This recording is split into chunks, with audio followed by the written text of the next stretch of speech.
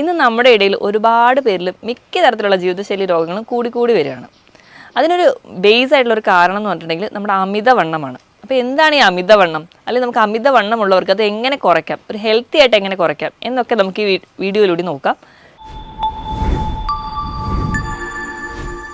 ഞാൻ ഡോക്ടർ പ്രിയ, കലോഞ്ചി ഡയറ്റിലെ മെഡിക്കൽ ഓഫീസറാണ്. അപ്പോൾ എന്താണ് ഈ അമിതവണ്ണം എന്ന് നമുക്ക് ആദ്യം തന്നെ നോക്കാം. അമിതവണ്ണം എന്ന് പറഞ്ഞാൽ നമുക്ക് നോർമലി എല്ലാവർക്കും അവരുടെ ഹൈറ്റിനനുസരിച്ച് വേണ്ട ഒരു വെയിറ്റ് ഉണ്ട്.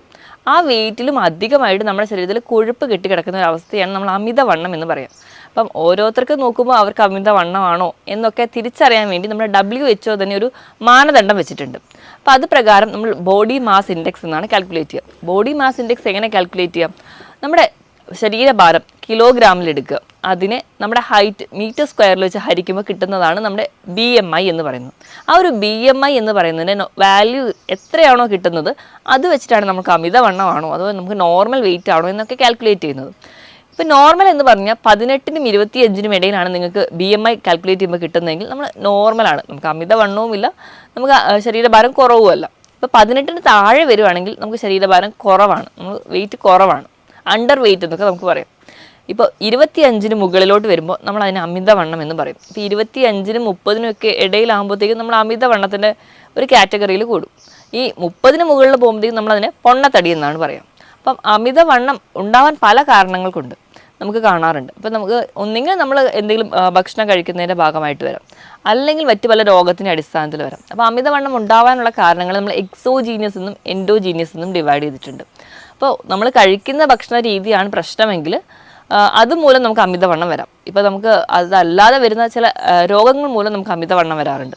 ഇപ്പം കൊളസ്ട്രോൾ കൂടിയ ആൾക്കാർക്കോ അല്ലെങ്കിൽ PCOD പോലെയുള്ള കണ്ടീഷൻസിലൊക്കെ നമുക്ക് അമിതവണ്ണം പറയാറുണ്ട്. തൈറോയ്ഡ് ഹോർമോണിൻ്റെ ഡിസ്ഫങ്ഷൻ ഉള്ളവർക്ക് ഒരു PCODയുടെ കേസ് എടുക്കുമ്പം അമിതവണ്ണം PCOD എന്ന് പറഞ്ഞ ഒരു സൈക്കിൾ പോലെയാണ്. അമിതവണ്ണമുള്ളവർക്ക് PCOD ചാൻസ് ഉണ്ട്. അതുപോലെ തന്നെ PCOD വരുന്നതിൻ്റെ ഭാഗമായിട്ടും അമിതവണ്ണം വരുന്നവരും ഉണ്ട്. അപ്പോൾ ഇതൊരു സൈക്ലിക് പ്രോസസ്സാണ്. ഇപ്പോൾ ഇത് കൂടാതെ തന്നെ പാരമ്പര്യമായിട്ട് തന്നെ വണ്ണമുള്ളവർ, ഇപ്പോൾ നമ്മുടെ മാതാപിതാക്കൾക്കൊക്കെ വണ്ണം ഉണ്ടെങ്കിൽ അങ്ങനെ വണ്ണം വെക്കാറുള്ള ടെൻഡൻസി കൂടുതലാണ്. ഈ അമിതവണ്ണം എന്ന് പറയുമ്പോൾ നമുക്കൊരു സൗന്ദര്യ പ്രശ്നം മാത്രമായിട്ട് ഒതുങ്ങുന്നില്ല. ഒരുപാട് പേർക്ക് ആ ഒരു സൈഡിലാണ് കൂടുതൽ ടെൻഷനെങ്കിലും അതിനേക്കാളും ഏറ്റവും ഇമ്പോർട്ടൻ്റ് എന്ന് പറഞ്ഞാൽ ഇത് പല രോഗങ്ങൾക്കും കാരണമാവുന്നുണ്ട്. അപ്പോൾ അമിതവണ്ണമുള്ള ഒരാൾക്ക് മുട്ടുവേദനയാണ് കാരണമെങ്കിൽ നമുക്ക് ആ മുട്ടുവേദനയെ എത്രത്തോളം ചികിത്സിച്ചിട്ട് യാതൊരു ഫലവും കിട്ടില്ല. അവരുടെ വെയിറ്റാണ് അവിടെ കൺട്രോൾ ചെയ്യേണ്ടത്. അമിതവണ്ണം ഉള്ളവർക്കാണ് ഇപ്പം മിക്ക ജീവിതശൈലി രോഗങ്ങളുണ്ടാവുക. ഇപ്പോൾ ഡയബറ്റീസ് ആയിക്കോട്ടെ, കൊളസ്ട്രോള്, അതോടൊപ്പം തന്നെ BP കൂടി കൂടുതലായിട്ട് കാണും. അപ്പോൾ ഇവരെ ഒരു കൂടുതലായിട്ട് നിൽക്കുമ്പോൾ, അതായത് അമിതവണ്ണത്തോടൊപ്പം ഈ 3 രോഗങ്ങൾ ചേർന്ന് നിൽക്കുമ്പോൾ നമ്മൾ അതിനെ മെറ്റബോളിക് സിൻഡ്രോം എന്ന് പറയും. ഈ ഒരു കണ്ടീഷനിലൊക്കെ വന്നിട്ടുണ്ടെങ്കിൽ നമുക്ക് നമ്മുടെ ലൈഫ് ഭയങ്കര ബുദ്ധിമുട്ടാവും. കാരണം പല രോഗങ്ങൾ പെട്ടെന്ന് വരികയും അത് നമ്മുടെ ഹാർട്ട് കംപ്ലയിൻസിനോ അല്ലെങ്കിൽ മറ്റ് പല കണ്ടീഷൻസിന് വരികയും അത് കോംപ്ലിക്കേറ്റഡ് സ്റ്റേജിലോട്ട് പോവുകയും ചെയ്യും. ഇത് കൂടാതെ തന്നെ നമുക്ക് PCOD പോലെയുള്ള കണ്ടീഷൻ, ഇപ്പോൾ PCOD എന്ന് പറയുന്നൊരു കണ്ടീഷൻ നമ്മൾ എടുക്കുകയാണെങ്കിൽ ആ ഒരു സ്ത്രീകളിൽ അതുമൂലം ഇൻഫെർട്ടിലിറ്റി പോലെയുള്ള കണ്ടീഷൻസിലോട്ട് പോകാറുണ്ട്. ഇനി വെരിക്കോസ് വെയിൻ പോലെയുള്ള കണ്ടീഷൻസ് വരുന്നുണ്ട്. വെരിക്കോസ് വെയിൻ ഉണ്ടാവാൻ ഇവിടെ പറഞ്ഞ പോലെ അമിതവണ്ണം വരുന്നു, അതുപോലെ വെയിൻസിലുണ്ടാകുന്ന കംപ്രഷൻ, അങ്ങനെ നമുക്ക് അതിൻ്റേതായ ബുദ്ധിമുട്ടുകളുണ്ട്. ഇത് കൂടാതെ തന്നെ ഈ അമിതവണ്ണം നമുക്ക് മെൻ്റലി ഭയങ്കര ഇറിറ്റേറ്റഡ് ആയിരിക്കും. അത് കുറച്ചുകൂടി ഇൻട്രോവേർട്ട് ആയി പോവുകയും ആ ഒരു ഡിപ്രഷൻ പോലെയുള്ള കണ്ടീഷൻസിലോട്ട് പോകും. അപ്പോൾ എല്ലാ രീതിയിലും നോക്കിക്കഴിഞ്ഞാലും അമിതവണ്ണം ഭയങ്കര ബുദ്ധിമുട്ട് തന്നെയാണ്. അപ്പോൾ നമ്മൾ ഇത് എങ്ങനെ കുറയ്ക്കണം, അതാണ് നമുക്ക് എല്ലാവർക്കും അറിയേണ്ട കാര്യം. അപ്പോൾ അമിതവണ്ണം നമ്മൾ എങ്ങനെ കുറയ്ക്കണം നോക്കിക്കഴിഞ്ഞാൽ നമ്മുടെ ഏറ്റവും ബേസിക് ആയിട്ട് വേണ്ടതെന്ന് വെച്ച് കഴിഞ്ഞാൽ ഒരു ഡോക്ടറുടെ അല്ലെങ്കിൽ ഒരു ഡയറ്റീഷ്യൻ്റെ കൺസൾട്ടേഷൻ എടുക്കുകയാണ് വേണ്ടത്. നമ്മൾ ഒരുപാട് വീഡിയോസ് കാണുകയും അല്ലെങ്കിൽ ഒരുപാട് നെറ്റിലൂടെ നോക്കിയിട്ട് നമ്മുടെ ഇഷ്ടപ്രകാരം നമ്മളൊരു ഡയറ്റ് തുടങ്ങുന്നതിന് മുൻപ് ഏറ്റവും ആദ്യം വേണ്ടതെന്ന് പറഞ്ഞാൽ ഒരു ഡയറ്റീഷ്യനെ അല്ലെങ്കിൽ ഒരു ജനറൽ ഫിസിഷ്യനെ ഒക്കെ കണ്ടിട്ട് നമ്മുടെ ഹെൽത്ത് എങ്ങനെയാണോ അല്ലെങ്കിൽ നമ്മുടെ ഹെൽത്ത് ഓക്കെ ആണോ നോക്കിയിട്ട് വേണം നമ്മൾ എപ്പോഴും ഒരു ഡയറ്റ് പ്ലാൻ സ്റ്റാർട്ട് ചെയ്യാൻ.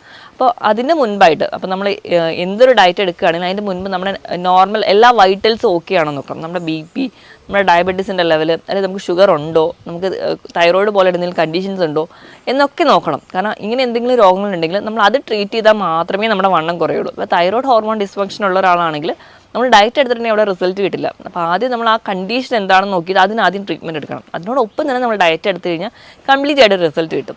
അപ്പോൾ മൊത്തത്തിലൊരു ഭക്ഷണം മാത്രം നിയന്ത്രിച്ചാൽ പോരാ, കൃത്യമായൊരു വ്യായാമം വേണം. നമ്മൾ എങ്ങനെയൊക്കെയെങ്കിലും നമ്മൾ കൃത്യമായ ഒരു സമയം കണ്ടെത്തണം വ്യായാമത്തിന് വേണ്ടിയിട്ട്. അപ്പം ആഴ്ചയിൽ ഒരു 5 ദിവസമെങ്കിലും ഒരു അരമണിക്കൂർ മുതൽ 3/4 മണിക്കൂർ വരെയെങ്കിലും ഏതെങ്കിലും തരത്തിൽ നമുക്ക് ഏത് തരത്തിലുള്ള വ്യായാമമാണെന്ന് നല്ലൊരു ഫിറ്റ്നസ്സോ സർട്ടിഫൈഡ് ആയിട്ടുള്ള ഫിറ്റ്നസ് ട്രെയിനറിൻ്റെ അടുത്തോ അല്ലെങ്കിൽ നമ്മുടെ ഒരു ഡോക്ടറെ അടുത്തോ കൺസൾട്ടൻറ്റിൻ്റെ അടുത്തോ ചോദിച്ചതിന് ശേഷം കൃത്യമായിട്ട് വ്യായാമം കൂടി ഉണ്ടെങ്കിൽ നമുക്ക് ഈസി ആയിട്ട് വെയിറ്റ് കുറയ്ക്കാൻ പറ്റും. ഇപ്പോൾ ഒരു 100 കിലോ ഉള്ള ഒരാൾക്കാണെങ്കിൽ ഒരു 65 കിലോ വരെയെങ്കിലുമൊക്കെ സുഖമായിട്ട് കുറയ്ക്കാൻ നമുക്ക് ഈ ഒരു ഡയറ്റിലൂടെ തന്നെ ചെയ്യാൻ പറ്റും. അപ്പോൾ നമ്മൾ ആദ്യം ഈ വൈറ്റൽസ് ഒക്കെ ചെക്ക് ചെയ്തു, എല്ലാം നോർമൽ ആണെന്ന് ഉറപ്പ് വരുത്തി കഴിഞ്ഞാൽ നമ്മുടെ ഫുഡ് ഹാബിറ്റ്സ് ഒക്കെ തന്നെ മാറ്റണം. അപ്പോൾ ഫുഡിൽ ഏറ്റവും ആദ്യം നമ്മൾ കട്ട് ചെയ്യാൻ പറയുക എപ്പോഴും ഒരു ഷുഗറിൻ്റെ ലെവൽ, അതുപോലെ തന്നെ ഉപ്പിൻ്റെ ലെവൽ.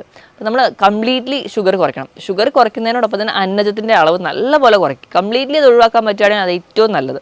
അപ്പോൾ അന്നജം എന്ന് പറഞ്ഞാൽ നമ്മൾ കഴിക്കുന്ന ചോറ്, ചപ്പാത്തി, ആട്ടയുടെ പ്രൊഡക്ട്സ്, അങ്ങനെ എല്ലാത്തിലും നമ്മൾ ഇപ്പോൾ കഴിക്കുന്ന ബ്രെഡ് ആയിക്കോട്ടെ, ബണ്ണായിക്കോട്ടെ, എല്ലാം കാർബോഹൈഡ്രേറ്റ് ആണ്. അപ്പോൾ അത് കംപ്ലീറ്റ്ലി കുറയ്ക്കുക. ഇനി അടുത്ത് നമ്മൾ ഫാറ്റിൻ്റെ അളവ് കുറയ്ക്കണം. നമ്മൾ എക്സസ് ആയിട്ട് കഴിക്കുന്ന ഫാറ്റ്, അതായത് ഒരുപാട് ഫ്രൈഡ് ഫുഡ് കഴിക്കുക, ഒരുപാട് ടിൻഡ് ഫുഡ് കഴിക്കുക, പ്രോസസ്ഡ് ഫുഡ് കഴിക്കുക. അപ്പോൾ മധുരം കുറയ്ക്കുക എന്ന് പറയുമ്പോൾ പഞ്ചസാര മാത്രമല്ല, ചായയിലോ കാപ്പിയിലോ പഞ്ചസാര കുടിക്കാതിരിക്കുക അല്ലെങ്കിൽ ആഡ് ചെയ്യാതിരിക്കുന്നവരാണെങ്കിൽ അത് മാത്രം അവോയ്ഡ് ചെയ്താൽ പോരാ. നമ്മൾ കഴിക്കുന്ന എല്ലാ ബേക്കറി ഐറ്റംസിലും മധുരം കുറച്ചുകൂടി ഇരട്ടിപ്പിക്കാൻ വേണ്ടിയിട്ട് ഫ്രക്ടോസ് ആണ് ആഡ് ചെയ്യുന്നത്. അത് നമ്മുടെ ഗ്ലൂക്കോസിനേക്കാളും അല്ലെങ്കിൽ നമ്മൾ നോർമൽ ഷുഗറിനേക്കാളും ഇരട്ടി ദോഷം ചെയ്യുന്നതാണ്. അപ്പോൾ ഹൈ ഫ്രക്ടോസ് കോൺ സിറപ്പാണ് മിക്ക വസ്തുക്കളിൽ ആഡ് ചെയ്യുന്നത്. അതുകൊണ്ടാണ് ഇന്ന് മറ്റ് പല ജീവിതശൈലി, ഇപ്പോൾ യൂറിക് ആസിഡിൻ്റെ പ്രശ്നങ്ങളായിക്കോട്ടെ, ഫ്രക്ടോസിൻ്റെ കൂടുതൽ ഉപയോഗം കൊണ്ടാണ് ഫാറ്റി ലിവർ പോലെയുള്ള കംപ്ലയിൻസ് ഒക്കെ ഉണ്ടാകുന്നത്. അപ്പോൾ അതൊക്കെ കൺട്രോൾഡ് ആവുക. അതിനോടൊപ്പം തന്നെ ഡയറ്റ് എടുക്കുമ്പോൾ നമ്മൾ ആദ്യം തന്നെ കൺട്രോൾ ചെയ്യേണ്ടത് ഈ പറഞ്ഞ ഭക്ഷണങ്ങളാണ്. അപ്പോൾ ഈ ഭക്ഷണം കഴിക്കുന്ന ഇതൊക്കെ അവോയ്ഡ് ചെയ്യുമ്പോൾ നമ്മൾ എന്തൊക്കെ കൂടുതലായിട്ട് കഴിക്കണം? കൂടുതലായിട്ട് നമ്മൾ എപ്പോഴും പ്രോട്ടീൻസ് ചേർക്കുക. പ്രോട്ടീൻസ് ആണ് ഏറ്റവും നമുക്ക് വേണ്ടത്. നമ്മുടെ മസിൽ ബിൽഡ് ചെയ്യാനും നമുക്ക് വേണ്ട എനർജി. എപ്പോഴും കാർബോഹൈഡ്രേറ്റ് എന്ന് പറഞ്ഞാൽ നമുക്ക് എന്തെങ്കിലും ജോലി ചെയ്യാൻ വേണ്ടിയിട്ടുള്ള എനർജിയാണ് കാർബോഹൈഡ്രേറ്റ് തരിക. അപ്പം ഇന്നത്തെ ഒരു ലൈഫ് സ്റ്റൈൽ പ്രകാരം നമുക്ക് ഒരുപാട് ആയാസമുള്ള അല്ലെങ്കിൽ അധ്വാനമുള്ള ജോലികളൊന്നുമില്ല. അപ്പോൾ കാർബോഹൈഡ്രേറ്റിൻ്റെ അളവ് മാക്സിമം കുറയ്ക്കുക. നമുക്ക് അതിന് പകരം പ്രോട്ടീൻസ് കഴിക്കുക, നല്ലപോലെ വെജിറ്റബിളും ഫ്രൂട്ട്സും കഴിക്കുക. അത് കൂടുതൽ കട്ട് ചെയ്ത് ഫ്രഷ് ആയിട്ട് സാലഡായിട്ട് കഴിക്കുന്നതാണ് ഏറ്റവും നല്ലത്. നമ്മൾ ജ്യൂസാക്കി കഴിക്കുമ്പോൾ വീണ്ടും പഞ്ചസാര ആഡ് ചെയ്യുന്നു, അതിലുള്ള ഫൈബറൊക്കെ നഷ്ടപ്പെടുന്നു. അപ്പോൾ ജ്യൂസാക്കി കഴിക്കാതെ മാക്സിമം കട്ട് ചെയ്ത് കഴിക്കാൻ വേണ്ടി ശ്രദ്ധിക്കുക. ഇപ്പോൾ സീസണൽ ആയിട്ടുള്ള നമ്മുടെ വീട്ടിലേക്കുള്ള പച്ചക്കറികളോ അല്ലെങ്കിൽ നമ്മുടെ നാട്ടിലേക്കുള്ള ഫ്രൂട്ട്സൊക്കെ കൂടുതലായിട്ട് കഴിക്കാൻ വേണ്ടി ശ്രദ്ധിക്കുക. അപ്പോൾ നമുക്ക് അതുവഴി ഉണ്ടാകുന്ന കുറേ വിഷാംശമൊന്നും നമ്മുടെ വയറിലെത്താതിരിക്കുകയും നമ്മുടെ ബോഡീനെ പ്രൊട്ടക്റ്റ് ചെയ്യാൻ പറ്റും. എപ്പോഴും നമ്മൾ സാലഡ് തിരഞ്ഞെടുക്കുമ്പോൾ അതിൻ്റെ കൂടെ തന്നെ ഒലിവ് ഓയിലൊക്കെ ആഡ് ചെയ്യുമ്പോൾ നമുക്ക് നമ്മുടെ ശരീരത്തിൽ നീർക്കെട്ട് ഉണ്ടാകുന്നതോ അല്ലെങ്കിൽ നമ്മുടെ ശരീരത്തിൽ കൊഴുപ്പടിയുന്ന ആ ഒരു ടെൻഡൻസി തന്നെ കുറയും. അപ്പോൾ ഒലിവ് ഓയിൽ എന്ന് പറഞ്ഞാൽ നല്ലൊരു ആൻറ്റി ഓക്സിഡൻസ് ആണ്. അത് നല്ലപോലെ ഒമേഗ 3 ഫാറ്റി ആസിഡ്സ് ഉണ്ട്. അപ്പോൾ ഇതൊക്കെ ഉള്ളത് കൊണ്ട് തന്നെ അപ്പോൾ നമ്മുടെ ശരീരത്തിൽ എന്തെങ്കിലുമൊക്കെ ഒരു ഫാറ്റ് അടിയാനുള്ള ടെൻഡൻസി ഉണ്ടെങ്കിൽ അത് മാക്സിമം കുറയുന്നത് കാണാം. അപ്പം ഭക്ഷണത്തിൽ ഈ ഒരു രീതിയിലോട്ട് മാറ്റും. ഇപ്പം നമ്മൾ ഒരു ഫുഡ് കഴിക്കുന്ന ഒരു പാറ്റേൺ എടുക്കുകയാണെങ്കിൽ, ഇപ്പം നോർമലി നല്ലപോലെ ഹെവി ആയിട്ട് ഫുഡ് കഴിക്കുന്ന ഒരാളാണെങ്കിൽ ഒറ്റയടിക്ക് ഇതെല്ലാം കട്ട് ചെയ്യാൻ നമുക്ക് പാടായിരിക്കും. അപ്പോൾ നമ്മുടെ പ്ലേറ്റിനെ തന്നെ ഒന്ന് സെറ്റ് ചെയ്യുക എന്ന് നോക്കുമ്പോൾ നോർമലി ഒരു പ്ലേറ്റ് എടുക്കുകയാണെങ്കിൽ അതിൽ ഹാഫ് പോർഷൻ നമ്മൾ പ്രോട്ടീനിലോട്ട് കൊണ്ടുവരും. പ്രോട്ടീൻ നമ്മൾ പയറ്, കടല, പരിപ്പ്, ഇറച്ചി, മീൻ, മുട്ട, ഇതെല്ലാം പ്രോട്ടീൻസിൽ വരും. വെജിറ്റബിൾ ആയിക്കോട്ടെ അല്ലെങ്കിൽ നോൺ വെജ് ആയിക്കോട്ടെ, പ്രോട്ടീൻസ് അര ഭാഗമെങ്കിലും പ്രോട്ടീൻസ് തന്നെ കഴിക്കുക. ഒരു 1/4 ഭാഗം വെജിറ്റബിൾസിനും ഫ്രൂട്ട്സിനും കൊടുക്കുക. ബാക്കി ഒരു 1/4 ഭാഗം മാത്രം, അത് ഒരു പിടി ചോറൊക്കെ മാക്സിമം ആ ഒരു കുറച്ചുകൊണ്ട് വരുന്ന ആദ്യ ഘട്ടത്തിൽ നമുക്ക് കഴിക്കാവുന്നതാണ്. എപ്പോഴും കഴിക്കുന്നുണ്ടെങ്കിൽ തന്നെ ഒരു കുത്തരി തിരഞ്ഞെടുക്കാൻ വേണ്ടി നോക്കുക. കാരണം അതിലൂടെ നമുക്ക് കുറച്ച് ഫൈബർ കിട്ടുമല്ലോ. അപ്പം അത് കഴിഞ്ഞ് നോർമലി അത് കുറച്ചുകൊണ്ട് വരും. ഇപ്പം ചോറിന് പകരം ചപ്പാത്തി കഴിക്കുന്നവരാണെങ്കിൽ 1-2 ചപ്പാത്തിയൊക്കെ ആദ്യ സമയങ്ങളിൽ കഴിക്കാം. കാലക്രമേണ കാർബോഹൈഡ്രേറ്റിൻ്റെ ലെവൽ നല്ലപോലെ കുറച്ചുകൊണ്ട് വരാൻ നിങ്ങൾ ശ്രമിക്കണം. അപ്പോൾ ഒരുപാട് ആൾക്കാരും പറയാറുള്ളതാണ്, ഡയറ്റ് ചെയ്യണമെന്ന് ഭയങ്കര ആഗ്രഹമുണ്ട്, വെയിറ്റ് കുറയ്ക്കാൻ ഭയങ്കര ആഗ്രഹമുണ്ട്, പക്ഷേ എനിക്ക് വിശപ്പ് കൺട്രോൾ ചെയ്യാൻ പറ്റുന്നില്ല, ഭക്ഷണം കുറയ്ക്കുമ്പോഴത്തേക്ക് ഭയങ്കരമായിട്ട് വിശക്കുന്നു എന്നുള്ളത്. അപ്പോൾ നമുക്ക് ഈ ഒരു അമിതവണ്ണം ഉണ്ടാവാനുള്ള ഒരു മെയിൻ കാരണം എന്ന് പറഞ്ഞാൽ നമ്മൾ വിശക്കാതെ തന്നെ ഭക്ഷണം കഴിക്കുക എന്നുള്ളതാണ്. നമുക്ക് ഇന്നൊക്കെ എന്ന് പറഞ്ഞു കഴിഞ്ഞാൽ പട്ടിണിയൊന്നുമില്ല, ധാരാളം ഭക്ഷണം കഴിക്കാനുണ്ട്. അപ്പോൾ നമ്മൾ ഇടയിൽ ഇങ്ങനെ ഭക്ഷണം കഴിച്ചുകൊണ്ടേയിരിക്കും. ഇതാണ് പ്രത്യേകിച്ച് വലിയ ജോലിയൊന്നുമില്ല, ഒരു സെഡൻറ്ററി ലൈഫും കൂടിയായിരിക്കും. അതാണ് നമുക്ക് അമിതവണ്ണം ഉണ്ടാവാനുള്ള കാരണം. അപ്പോൾ നമ്മൾ കൃത്യമായിട്ട് ഭക്ഷണം കഴിക്കാൻ വേണ്ടി ഒരു ടൈം ടേബിൾ സെറ്റ് ചെയ്യുക. കൃത്യമായിട്ട് ഇപ്പോൾ നമ്മൾ 3 മീലാണ് മെയിനായിട്ടുള്ള 3 മീലാണ് നമ്മൾ മലയാളികൾ കൂടുതലായിട്ട് കഴിക്കുക. രാവിലത്തെ ബ്രേക്ക്ഫാസ്റ്റ്, ഉച്ചത്തെ ലഞ്ച്, രാത്രിത്തെ ഡിന്നർ. അപ്പോൾ ഈ മീൽസിനെ കട്ട് ചെയ്തിട്ട് പല തവണകൾ കുറച്ചുകൂടെ കൂട്ടുക, ക്വാണ്ടിറ്റി കുറച്ചുകൂടെ കുറയ്ക്കുക, നല്ല ക്വാളിറ്റിയുള്ള ഭക്ഷണവും കഴിക്കുക. എങ്കിൽ ഡയറ്റ് ചെയ്യാൻ നമുക്ക് ഈസി ആയിരിക്കും. അപ്പോൾ നമ്മൾ ഇടയിൽ രാവിലത്തെ ബ്രേക്ക്ഫാസ്റ്റ് കഴിഞ്ഞ് ഒരു 11 മണിക്ക് ചെറിയൊരു സ്നാക്ക് ടൈം കൊടുക്കുക. അത് കഴിഞ്ഞ് ഉച്ചയ്ക്കത്തെ ലഞ്ച്, വൈകുന്നേരം ഒരു ടീ ടൈം കൊടുക്കുക, അതിന് കഴിഞ്ഞിട്ട് ഒരു ഡിന്നർ. അപ്പോൾ നമ്മൾ ഈ 11 മണിക്കത്തെയും വൈകിട്ടത്തെയും ആ ഒരു ഇതെന്ന് പറഞ്ഞിട്ടുണ്ടെങ്കിൽ നമ്മൾ എപ്പോഴും ഒരു ജങ്ക് ഫുഡാണ് കൂടുതലാണ് കഴിക്കുക. അതിന് പകരം അത് കുറച്ചുകൂടി ഹെൽത്തി ആക്കാൻ വേണ്ടി ആ ഒരു 11 മണിക്കും നമ്മളതുപോലെ വൈകിട്ട് 4 മണിക്കും കഴിക്കുന്നത് എപ്പോഴും ഒരു നട്ട്സോ ഒരു ബൗൾ സാലഡോ ആ ഒരു രീതിയിലേക്ക് മാറ്റുക. ഇനി നിങ്ങൾക്ക് എത്ര ഭക്ഷണം കഴിച്ചിട്ട് നിങ്ങൾക്ക് വിശക്കുന്നു അല്ലെങ്കിൽ നിങ്ങൾക്ക് ഡയറ്റ് ചെയ്യാൻ പറ്റുന്നില്ല എന്നൊക്കെ ഉണ്ടെങ്കിൽ നിങ്ങൾ ഈ ഇടയിൽ കഴിക്കുന്ന ഭക്ഷണം കുറച്ചുകൂടെ ഫൈബർ റിച്ച് ആയിരിക്കും, അല്ലെങ്കിൽ കുറച്ചുകൂടെ വാട്ടർ കണ്ടന്റ് ഉള്ള ഫുഡുകൾ കഴിക്കുക. എങ്കിൽ നിങ്ങൾക്ക് വിശപ്പ് കുറച്ചും കൂടി കുറയും. ഇപ്പം നമ്മൾ ക്യുക്കമ്പറൊക്കെ, നമ്മൾ സാലഡ് വെള്ളരിക്ക് കൂടുതലായിട്ട് കഴിക്കാൻ പറയുന്നതിന് ഒരു വലിയ കാരണം എന്ന് പറഞ്ഞിട്ടുണ്ടെങ്കിൽ ഇത് ധാരാളം ഫൈബേഴ്സ് ഉണ്ട്, ധാരാളം തന്നെ വെള്ളത്തിൻ്റെ അളവും നമുക്ക് ഉണ്ട്. അതുകൊണ്ട് തന്നെ നമ്മുടെ മെറ്റബോളിക് ആക്ടിവിറ്റി ഒക്കെ പെട്ടെന്ന് തന്നെ കൂട്ടി നമ്മുടെ ആ ഒരു ഫാറ്റ് ബേൺ ചെയ്ത് കഴിയുന്നത് കാണാം. അപ്പോൾ കൂടുതൽ സാലഡൊക്കെ കഴിക്കാൻ പറയുന്നത് ഇതുകൊണ്ട് തന്നെയാണ്. അപ്പോൾ ഇങ്ങനെയൊക്കെ ഒരു ഭക്ഷണം മാറ്റുകയാണ്. അതുപോലെ തന്നെ നമ്മൾ ഭക്ഷണം കഴിക്കുന്നതിന് മുൻപ് ഒന്നോ രണ്ടോ മുട്ട കഴിക്കുകയാണ്. ഇപ്പോൾ നമ്മൾ ഉച്ചത്തെ ഒരു ഭക്ഷണം കുറച്ച് ഹെവി ആയിട്ട് കഴിക്കുന്ന ആൾക്കാരാണെങ്കിൽ ഡയറ്റിൻ്റെ തുടക്കത്തിൽ നമ്മൾ ഒന്നോ രണ്ടോ മുട്ട ഭക്ഷണത്തിന് കുറച്ച് മുൻപായിട്ട് കഴിക്കുക, അല്ലെങ്കിൽ ഒരു ബൗൾ സാലഡ് കഴിക്കുക, ഒരു 2 ഗ്ലാസ് വെള്ളം കുടിക്കുക. ഇങ്ങനെ ഏതെങ്കിലും ഒരു മെത്തേഡ് എടുക്കുകയാണെങ്കിൽ നമുക്ക് അത്രയ്ക്കൊന്നും ആ ഒരു ഉച്ച സമയത്ത് വിശക്കില്ല. അപ്പോൾ അങ്ങനെ വിശപ്പ് കുറയുമ്പോൾ നമ്മൾ എടുക്കുന്ന ഫുഡിൻ്റെ ക്വാണ്ടിറ്റി കുറയും. അങ്ങനെ നമുക്ക് നല്ല പോലെ തന്നെ നമ്മുടെ വെയിറ്റ് കുറയുന്നതായിട്ട് കാണാൻ പറ്റും. ഇനി ഇതിനോടൊപ്പം തന്നെ കൃത്യമായിട്ടൊരു വ്യായാമം കൂടി വേണം. വ്യായാമം നമ്മുടെ ബോഡിക്ക് പറ്റുന്നത്, അല്ലെങ്കിൽ നമ്മുടെ ഫിസിക്കൽ ആക്ടിവിറ്റിക്ക് പറ്റുന്ന രീതിയിലുള്ള വ്യായാമം തിരഞ്ഞെടുക്കുക. അത് ഏത് തരത്തിലുള്ള വ്യായാമമാവും. ഇനിയിപ്പോൾ വ്യായാമത്തിനൊന്നും സമയമില്ലാത്തവരാണ് എന്ന് എല്ലാവരും തന്നെ പറയാറുണ്ട്. അപ്പോൾ അങ്ങനെ പറയുമ്പോൾ അവർക്ക് എന്തെങ്കിലും എയറോബിക് എക്സസൈസുകളോ അല്ലെങ്കിൽ വീട്ടിൽ തന്നെ നമ്മുടെ റൂമിനുള്ളിൽ നിന്ന് ഒരു പാട്ടിട്ട് ഡാൻസ് ചെയ്യുകയാണെങ്കിൽ തന്നെ അത് തന്നെ ഏറ്റവും നല്ലൊരു വ്യായാമമാണ്. അവിടെ തന്നെ ഒരുപാട് ഫാറ്റ് ബേൺ ചെയ്യുന്നുണ്ട്. അപ്പോൾ അങ്ങനെയുള്ള എയറോബിക് എക്സസൈസുകൾ നിങ്ങൾക്ക് ചെയ്യാം. ഇതൊന്നും അല്ലെങ്കിലും ഇപ്പോൾ ഇതൊന്നും ചെയ്യാൻ പറ്റാത്തവരാണെങ്കിൽ നിങ്ങൾ രാവിലെ ജോലിക്ക് പോകുമ്പോൾ ലിഫ്റ്റിന് ഡിപ്പെൻഡ് ചെയ്യുന്നുണ്ടെങ്കിൽ അതിന് പകരം നിങ്ങൾ സ്റ്റെയർ യൂസ് ചെയ്യാം. അതുപോലെ തന്നെ നമ്മൾ ഫോണിലൊക്കെ ഒരുപാട് നേരം സംസാരിക്കുന്ന ആൾക്കാരാണെങ്കിൽ നടന്നുകൊണ്ട് ഫോൺ ചെയ്യുക. ഇപ്പം നമുക്ക് എല്ലാവർക്കും അറിയാം, അപ്പോൾ നമുക്ക് ഫാൻ വർക്ക് ചെയ്യണമെങ്കിലോ TV വർക്ക് ചെയ്യണമെങ്കിൽ എല്ലാം റിമോട്ട് കൺട്രോളാണ്. അപ്പോൾ മാക്സിമം ഈ ഒരു ടൈമിലെങ്കിലും കുറച്ചെങ്കിലും നടക്കാൻ വേണ്ടിയിട്ട് റിമോട്ട് കൺട്രോളിനെ ഡിപ്പെൻഡ് ചെയ്യാതെ നമ്മൾ നടന്ന് പോയി സ്വിച്ച് ഓഫ് ചെയ്യുകയൊക്കെ ചെയ്യാൻ ശ്രമിക്കുക. ഇങ്ങനെയെങ്കിലും കുറച്ചെങ്കിലും ഒരു വ്യായാമം ഉണ്ടായി കഴിഞ്ഞാൽ ഒരു പരിധി വരെ നമ്മുടെ ഫാറ്റൊക്കെ ബേൺ ചെയ്യുന്നത് കാണാൻ പറ്റും. ഇനി ഈ ഒരു പറഞ്ഞ രീതിയിലുള്ള വ്യായാമം, ഈ പറഞ്ഞ രീതിയിലുള്ള ഫുഡ് കൺട്രോളൊക്കെ ചെയ്യുക. അതിനോടൊപ്പം തന്നെ ചെറിയ ടിപ്സുകൾ പറഞ്ഞുതരാം. അതിൽ ഒന്നാമത്തേതുണ്ടെങ്കിൽ ചെറുനാരങ്ങ ആണ് നമ്മൾ യൂസ് ചെയ്യുന്നത്. നമുക്ക് പെട്ടെന്നൊരു ഫംഗ്ഷൻ വരുമ്പോൾ വെയിറ്റ് കുറയ്ക്കാനൊക്കെ ആണെങ്കിൽ നമ്മുടെ ചെറുനാരങ്ങ ഭയങ്കര യൂസ്ഫുള്ളാണ്. പക്ഷേ നമ്മൾ യൂസ് ചെയ്യേണ്ട രീതി എങ്ങനെയാണെന്ന് നോക്കാം. 1 ലിറ്റർ വെള്ളം എടുക്കുക, അതിലേക്ക് ഒരു ചെറുനാരങ്ങ, ചെറിയ ചെറുനാരങ്ങയാണെങ്കിൽ ഒന്ന്, വലുതാണെങ്കിൽ ഒരു പകുതി എടുക്കുക, നല്ലപോലെ പിഴിഞ്ഞ് അതിനോടൊപ്പം തന്നെ ഇഞ്ചി കൂടി ചതച്ചിടുക. നമ്മളിത് രാവിലെ വെറും വയറ്റിൽ കുടിക്കാം. പക്ഷേ അസിഡിറ്റി പോലെയുള്ള പ്രശ്നങ്ങളുള്ളവരാണെങ്കിൽ രാവിലെ വെറും വയറ്റിൽ കുടിക്കേണ്ട, പല തവണകളിലായിട്ട് ഒരു ദിവസം കുടിക്കുക. ആഴ്ചയിൽ ഒരു 3 ദിവസമെങ്കിലും ഇങ്ങനെ ചെയ്യുകയാണെങ്കിൽ നമുക്ക് വെയിറ്റ് ഗെയിൻ നല്ല പോലെ കുറയുന്നതായിട്ട് കാണാൻ പറ്റും. കാരണം ഇത് ഫാറ്റ് ബേൺ ചെയ്യാനും നമ്മുടെ മെറ്റബോളിക് ആക്ടിവിറ്റി ഒക്കെ കൂടുന്നതായിട്ട് കാണാം. ഇത് പെട്ടെന്നുണ്ടാകുന്ന ഒരു വെയിറ്റ് ലോസിന് വേണ്ടിയിട്ട് മാത്രം ഡിപ്പെൻഡ് ചെയ്യുക. കണ്ടിന്യൂസ്ലി ഇത് യൂസ് ചെയ്യുന്നത് അത്ര നല്ലതല്ല. നമുക്ക് അസിഡിറ്റി പോലുള്ള പ്രശ്നങ്ങൾ ഉണ്ടാകാനുള്ള ചാൻസ് വളരെ കൂടുതലാണ്. ഇനി രണ്ടാമത് പറഞ്ഞാൽ ജീരകം ഇട്ട് തിളപ്പിച്ച വെള്ളം.